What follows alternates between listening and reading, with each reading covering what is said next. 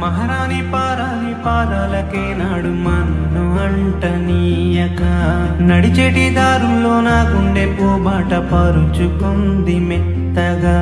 శాంతికే ఆలయం ఆమె నెమ్మది, అందుకే అంకితం అయినది మది.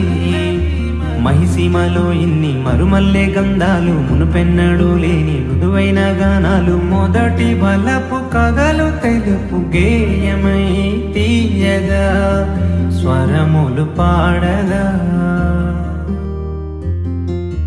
తొలిచూపు చాలంట చిత్తాన చిత్రంగా ప్రేమనేది పుట్టగా.